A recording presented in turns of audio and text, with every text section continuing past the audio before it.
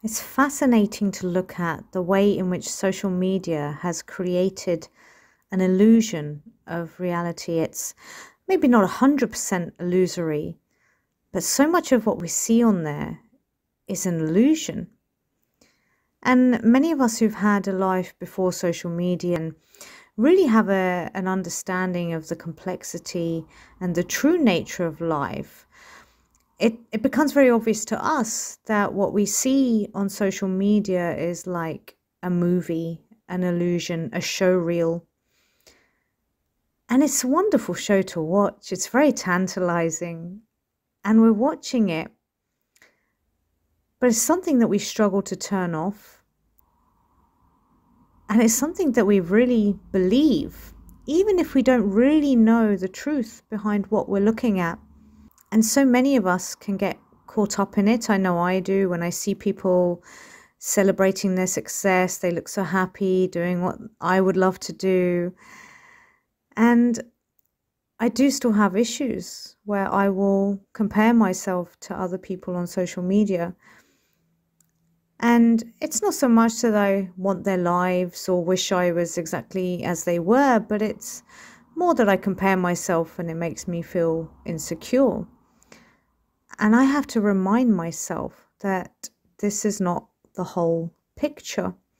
It's a tiny segment of their entire existence because I don't see all the slog that they went through to get there. And some of them, the ones that I respect most, do actually share that reality. But I don't see that maybe when they go to bed at night, they can't sleep because they've got worries going around their head. Maybe they're having an argument with their spouse. Maybe they feel lonely. Maybe they don't actually like the life that they're living, but they present a certain picture on social media, and most people only see that. Particularly young people, I do feel for them because they haven't really had a pre-social media existence, and particularly during lockdown, I'm guessing that they were more and more attached to their phones because they weren't able to physically interact with people. So they probably had more time and more need and more desire to be scrolling through social media. And they will believe that these glossy photos of people's lives are true because they don't necessarily have the wisdom or the life experience, and I don't say that with any disrespect, I just think that's how it is, to really discern between the reality and the show reel, the illusion, the movie.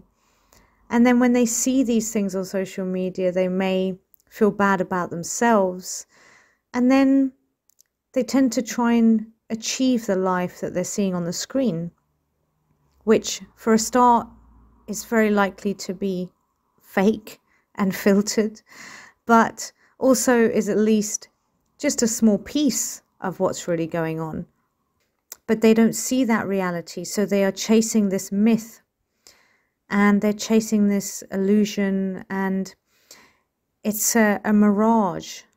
One of the things I liked about LinkedIn is that whilst, like every social media platform, you're always going to have people showing off and posting their illusions of reality, but I do find that LinkedIn is a little bit more mature and realistic, and people actually want to talk to each other and collaborate and support, and there's a lot more authentic conversation. People are not afraid to be real and honest about how they're feeling, what they're experiencing, and they share ideas and work together. And, you know, there will, as always, be those people who are flashing the cash and telling you they'll make you rich within 6 weeks. But overall, I think compared to things like Facebook and Instagram, LinkedIn is a lot more authentic.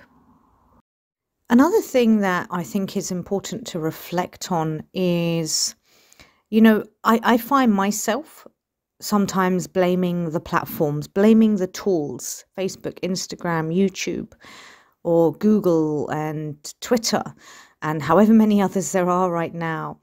And I blame them, and I blame the people who made them for the detrimental impacts that they do have on people's mental health. And the reality is that Facebook, for example, even admitted a few years back that they were designed to be addictive. They knew exactly what they were doing because the success of these platforms relies on your attention. and therefore they want to keep you on there as long as possible, which I feel is highly unethical. But another thing that we can't escape is the fact that without these profiles that we are creating, these websites and apps are empty. They're just blank pages. But it's us who actually make Facebook. It's us who make Instagram. It's us who make YouTube and Twitter and so on. And these apps are really a reflection of who we are.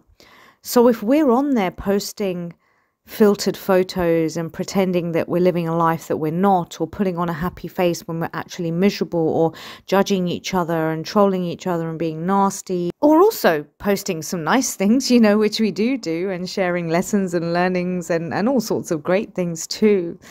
But the reality is that's us. And so whilst there are elements of social media that I feel social media platforms should take more responsibility for in terms of the way these platforms are designed, which I think is unethical, and the amount of control and data they have, which is a whole nother ball game. But the reality that we have to accept is that all we see on those platforms is who we are. It's a reflection of our consciousness, our state of mind. And that's not really something we can blame on Facebook. So the next question is, well, how do we have a more healthy relationship with social media? How can we make it a better place for everyone? Because I'm sure that many people definitely have a positive experience. I know I do. There's many things about social media that have been really helpful in my life and that I really enjoy. But I know that we definitely need to do some work to improve the way that we interact with it. So I'm going to give you 4 tips here. The first tip is very simple. Turn it off. And I don't necessarily mean turn it off forever, but limit your time spent on the platforms. Have a digital detox. Maybe remove the apps from your phone so that you can only access them on a laptop. And this takes a little bit of willpower, but you can train yourself out of the addiction.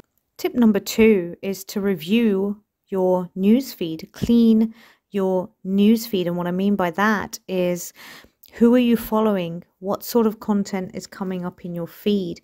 Is it inspiring, or does it make you feel low and insecure? Is it positive and supportive, or does it make you feel scared and demotivated or angry? Does it bring out your best nature, or does it bring out the worst in you? Take some time to have a look at your newsfeed and stop following content and people that are bringing things to your screen that don't help you to be the best version of yourselves, and click the unfollow button. Tip number 3 is to improve your own mindset around using these tools.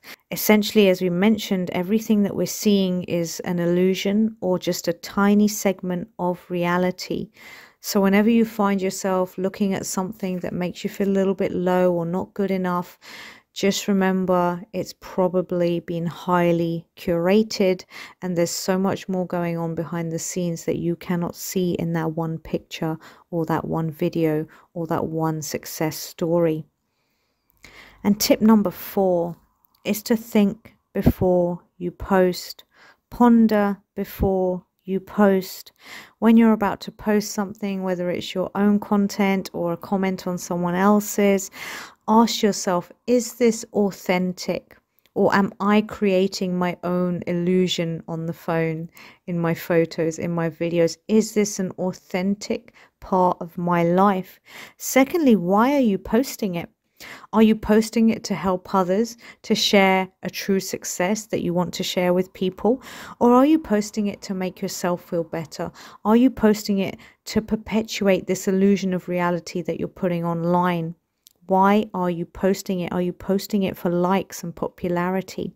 Or are you posting it as a genuine share? I hope that's given you something to think about in terms of how you use and view social media. And it's given you some ideas to improve your relationship with these tools, because these tools can be used for so much good. But don't forget, they are just tools, and we are the ones that make them what they are. So if we improve the way that we use them, the way that we interact with them, the way that we perceive what we see on them, Eventually, I hope that these tools can be a much greater force for good.